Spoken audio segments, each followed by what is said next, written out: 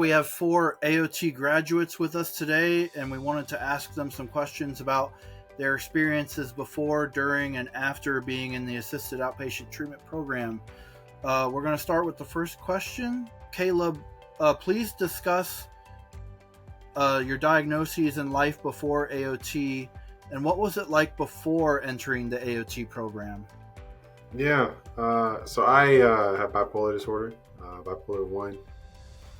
Before AOT, I was probably in and out of hospitals every year, once a year. I have a hospitalization, it's like a manic episode. Let's see, so before I started the program, I had probably a handful of hospitalizations. I was kind of taking my medication, and then it got to a point when I got really sick. I developed lymphoma cancer. I stopped taking medication altogether, and I had some breakdowns, and so that's what led me to state psychiatric facility. And after that, I started taking medication and doing AOT. Like Caleb, I also was diagnosed with bipolar 1 disorder. One of the reasons that I had a psychotic episode was because I was misdiagnosed as depressed, and therefore I was prescribed the wrong medication. And so that was a big turning point for me, was realizing that medication management is a huge part of recovery. So AOT was essential in that area, in giving me access to providers who were keeping me accountable with taking my medication, checking in on what was going on in my life, and making sure that I was on the right path to recovery. I was diagnosed with bipolar 1 at the age of 16, and before AOT, I was in and out of the hospital a lot, and since AOT, I haven't been in the hospital for being off my medication at all. Judge Burke was a really great influence in my life. She held me accountable, and having to report to her once a month made me more be like on my P's and Q's. I actually started having interaction with the mental health center here in Winfield, Kansas when I was 19. So I've been bounced around, and I really misdiagnosed. I was depressed, I was this, I was that, and it was only until we realized, wait a minute, I'm showing signs of schizophrenia, that I was able to acknowledge that, yeah, that is what's going on. I mean, it's a big deal and a big diagnosis to take on, because it's serious. It's very serious. It can, if you're symptomatic, it can lead, to your danger. You can become a danger to yourself, a danger to others. And so I was really glad that I feel like I have a decent diagnosis. My technical diagnosis is schizoaffective disorder and bipolar disorder mania. Gotcha. I actually share that exact same diagnosis with you. Schizoaffective with manic psychotic symptoms. On the subject of mental health in general, I was very ignorant. I came from a relatively conservative family where issues like that were not discussed, and certainly not discussed outside of the immediate family. So although I feel that I was symptomatic from a young age, I was not actually able to seek treatment until my early 20s.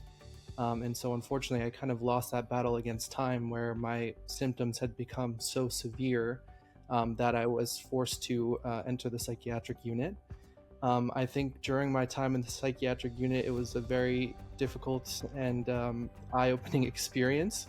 But looking back, I'm very grateful for people that do a lot of the thankless work to help people recover, that understand and empathize with people who are going through severe mental health issues, and that realize that recovery is possible as long as you continue to work on it. Absolutely. Yeah, with me too. Big experiences throughout my life. There are certain sectors of my family as well where they think, oh, you just need more self-control, you need more self-discipline, you need to get your stuff together. So I definitely can understand where you're coming from. Yeah, I didn't take it as seriously until I got into AOT. I kind of tried to pretend like I was like everybody else, and just kind of go about my life in a normal way. When I got to AOT, I really had to come to terms with my illness and with my life in terms of, getting back on track and accepting the fact that I had bipolar disorder and that I needed treatment and medication regardless of the side effects of it. So it definitely changed. My perception of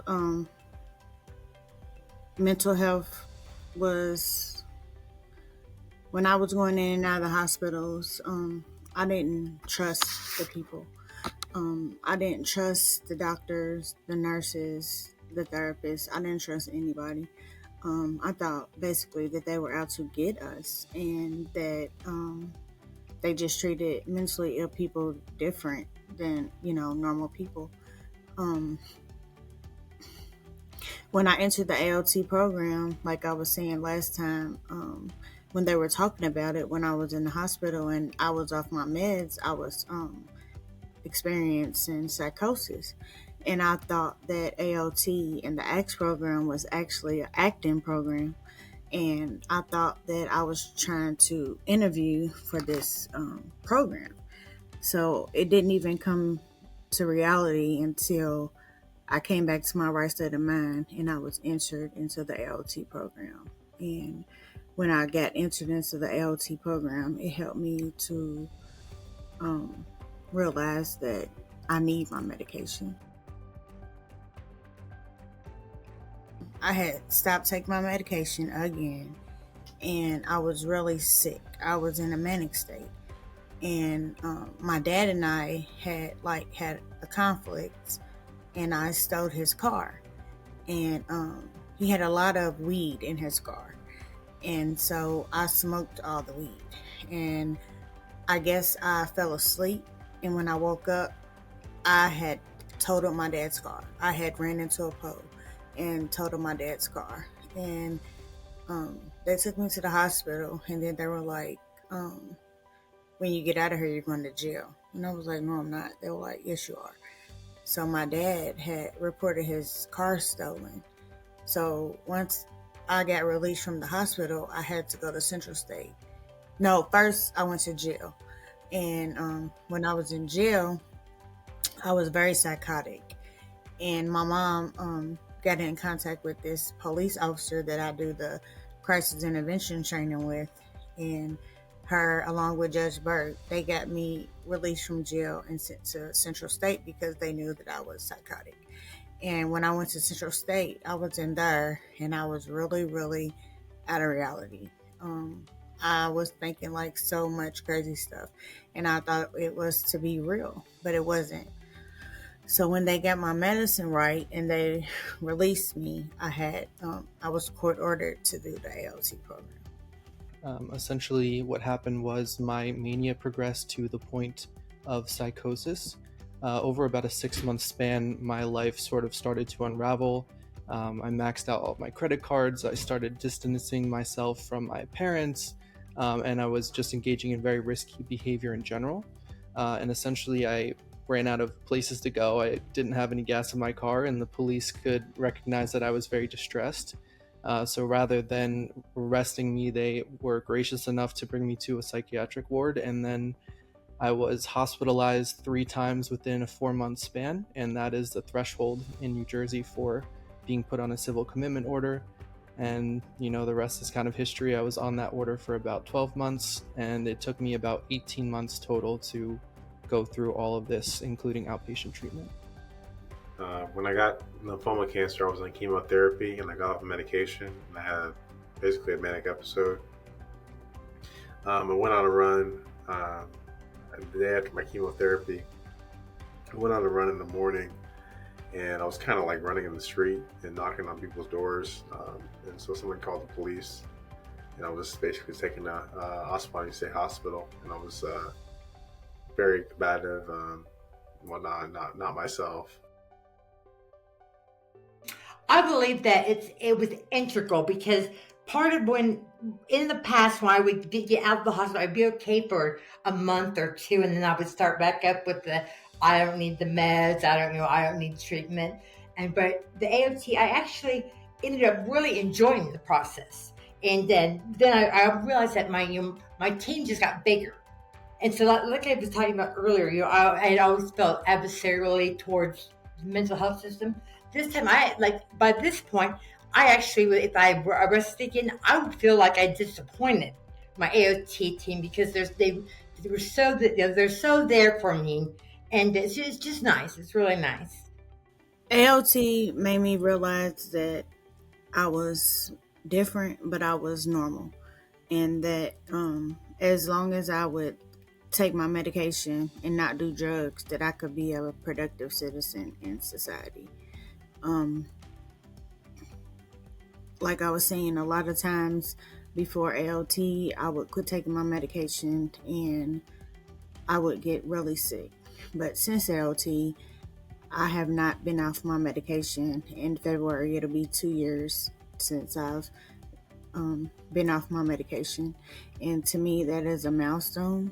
I always had periods of times when I wanted to come off my medication, but I am out of denial now, and I know that if I don't take my medication, I'm going 2 places: jail and the hospital.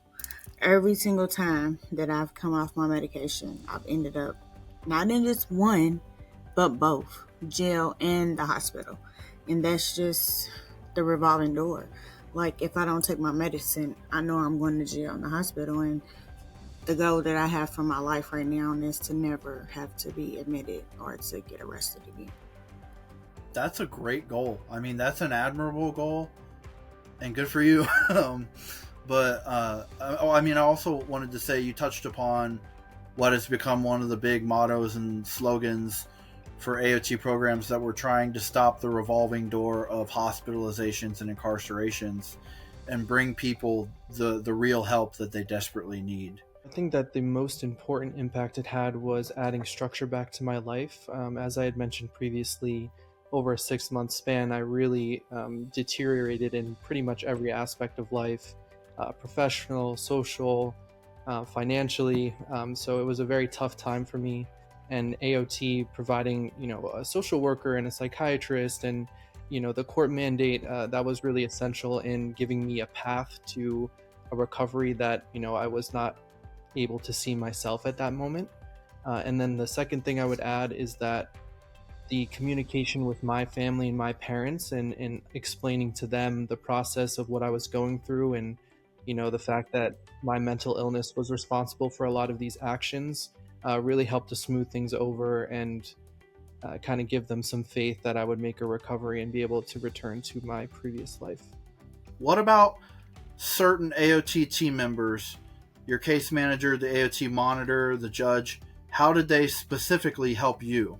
I guess the biggest thing was just my case manager, my judge, and I guess the people that are handing out medication. They were all willing to listen to what I was going through and help me out that way. So I had several case managers throughout my AOT experience. I can say unequivocally that each one came with the same attitude, which was, something that I resented at the time, but now I understood was necessary, was this almost forceful positivity where they wouldn't allow me to fall into negative thoughts. They continued to tell me that it was going to be okay. And even though I truly did not feel like that in the moment, they were persistent in that effort. And as Caleb had mentioned as well, it was a reason for me to get out of the house. I would often go to coffee shops with them, and just getting those few minutes outside, speaking with somebody outside of my immediate family, was refreshing and also just instrumental in part of the recovery of getting back to a normal life outside of the hospital. Judge Burke was really holding me accountable, and she really showed me that she really cared about my situation, and that this wasn't just something that was court ordered. She made me feel like she personally felt deep care about me. She even came to my house on Christmas and brought me a Christmas gift. And that really blew me out of the water, because I didn't think that a judge could be so nice, because every judge that I've encountered in the past, they seem like they just wanted to throw the book at you. I felt special. I felt like, that they were really listening to me and helping me problem solve. And I didn't really have the urge or the desire to cause any problems, but I knew that the possibility of falling back under my schizophrenia was real and it was there. If I were to, reoffend or, which is a bad choice of words, but I really feel like I let my team down because they've really been there for me and they coordinate like the attendant care worker, writes a little note on how I do. And so it's kind of, you walk in, it's like, how did you know that about me? We talk, we know what's going on. So, and yeah, it was just absolutely wonderful. So I felt that my AOT experience was very comprehensive. From the health standpoint, I had a psychiatrist who was willing to be stern with me and make sure that I had a slow progression of getting used to medications and finding the right ones. From a social and family aspect, as I mentioned before, my case managers were very instrumental in communicating with my family and also getting me back onto the path of life. And then in addition to that, I was actually awarded a full scholarship through one of the ancillary programs of AOT to study computer science. So it was really a rebirth for me in every aspect of my life. I like that I stayed stable enough on my medication and that I didn't get into any legal trouble. And I was just really proud of myself that I made it through that year without any relapses. And when I graduated the program and we took that picture in the court and it wasn't a mugshot, that was really a big milestone. To graduate AOT was like the best part of AOT to me. One of the things that I really appreciated was I felt like they were interested in me and getting to know me because I had been in and out of the system so much that, and all they would see was me when I'm symptomatic or causing problems or having a disorderly conduct charge or something like that, and they made me feel like like they had the chance to get to know me, and I was able to show them what I'm like when I'm not symptomatic. And I think I told them, my sense of humor is a little bit off, but I was able to share little things with them, big things. If I had concerns, I never felt like I don't have a place to turn to with this problem or that problem. And I stayed out of jail and on my meds for what is that, 3 years? Yeah, 3 years. I might have had a breakdown. Had to go out. I was hospitalized while I was undergoing AOT, and so they had to redo the docket. But I think they were all forgiving. They were able to help me, and I felt in a better position as I moved forward. So I think that the primary challenge for me was just my resistance and the remaining paranoia that I felt towards the situation. As I think Dawn had mentioned, I originally felt persecuted and that I hadn't done anything wrong and that I was being punished for some reason, which in reality was just people looking out for my well-being. And so again, my case managers and my psychiatrist and everybody that was involved in the program just kept showing up and making sure that I was taking one step at a time. And, it's a gradual process. Recovery doesn't happen in a week.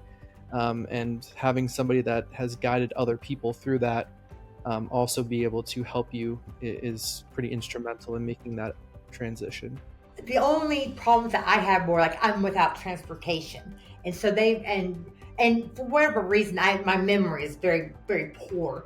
And like if I schedule something, I forget about it. So they not only took responsibility for helping me, but they arranged for me to be able to get that help. And that meant transportation and a chance to talk to my case manager about everything. I just felt really plugged in. For the first time, I felt like I had some say over what happened to me mentally. Caleb, did you feel coerced or forced to accept treatment while in AOT? I did initially. Initially, I felt forced to go, and it was like I felt like I was being punished. But as I familiarized myself with the case manager workers and the judge, it didn't feel like a punishment at all. They were just looking out for me. So initially, yes, but later, no. I felt like I was forced into the program, but I wasn't forced to interact with anybody.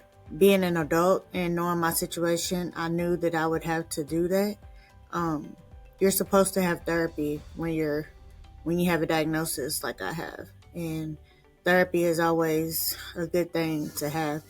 And then I know I had to have a psychiatrist because I know I needed my medication, and I know that I had to have that treatment. So as far as the program, I feel like I was forced because I was court ordered. But with the psychiatry and the therapy, I felt like it was very much needed. The one thing that I felt could have been improved slightly was just the communication of the legal requirements. As I had mentioned before, when I left the hospital, I really wasn't in my right state of mind. And one of the phrases that they used to describe me was labeling me as a threat to society. And that was something that I found very troubling and was very traumatic for me in a lot of ways. And I think that when you use terminology like that, that's not always the best way to describe the situation. In reality, AOT is meant to rehabilitate people, and it is not, to villainize or dehumanize people based on their mental illness. So that reality could have been softened a bit, in my opinion. I would say that there's 100% been a significant change in the way that I relate to my family and friends. I have become very open in speaking about my mental illness and my experiences with it. I've been able to write a book, and I've spoken for NAMI and at several universities, and I truly feel that I've been able to accept my genuine self, and come to the realization that bipolar will always be part of my life, but it will not be all of it. And so that was a realization that took many years. And again, I'm thankful to have had a program that was able to sort of find me in one of the darkest points of my life and push me onward. Yes, I'm a graduate student at the University of Kansas. I teach mathematics there. My relationship with friends and family is a lot closer, and people are really caring for me. They're really patient and kind. And work-wise, I'm taking one step at a time, just trying to be better than I was the next day or the previous day. I enjoy what I do, and I enjoy making a difference in people's lives and my students' lives. And I'm very happy to have friends and family that really support me. The most impactful to my recovery was the reassurance that just because I have a mental illness, that I can be productive as a person. And just because I have a mental illness, I don't have to be a statistic, and I don't have to, be off my meds and be homeless and be in the streets and go in and out of jail and in and out of the hospital and things of that sort. And the major impact that AOC had on me was they influenced me to know that you have this disease and it's not going anywhere, and you have to take this medication. Actually, I have two main goals, and that's one is staying out of the state hospital, and two is to stay out of jail. And so I feel like if I can maintain those, which I surprisingly have for, it's almost 4 years, gone 4 years for me, and then I'll have somewhere to go, somewhere to look up, because I don't want to go back to where I came from. Yes, absolutely. So I think that one of my primary goals is to continue to speak out about mental illness. I've seen the impact that just being honest about these things has had on other people. And I think especially with coming generations where the incidence of mental illness has increased due to a lot of external factors going on in the world, it will be more important than ever for people to be not only educated, but also aware of the resources that exist to treat it. I have a few goals for the future.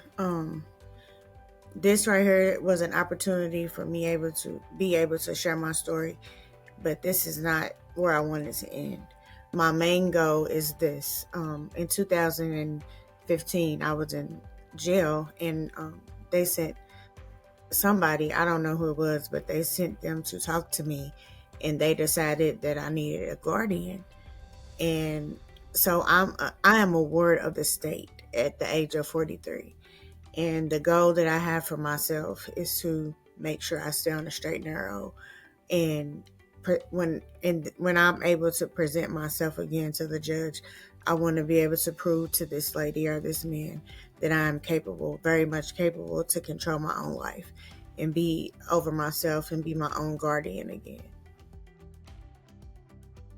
I would say that you really have to trust the process, and although it may be scary at first, you really have to believe that the people in the program are there to support you. They are not there to, keep tabs on you and act like parents and reprimand you. They're really there in your own best interest, and everything heals over time. So just give it the time it deserves, and you will eventually find yourself in a better place. I would tell them, don't feel like it's a punishment, because it's really not a punishment. It's just basically having accountability partners. These people in the program, they want to see you do good. They want to see you stay at the hospital. They want to see you stay out of jail. They want you to stay on your medication so that you can be, like I've said plenty of times, a productive citizen in society. Michael, if you were to summarize your entire experience with untreated severe mental illness in one word, what would it be? Misunderstood. When I was asked this question a couple years ago at the 2022 symposium, I responded with that exact same word.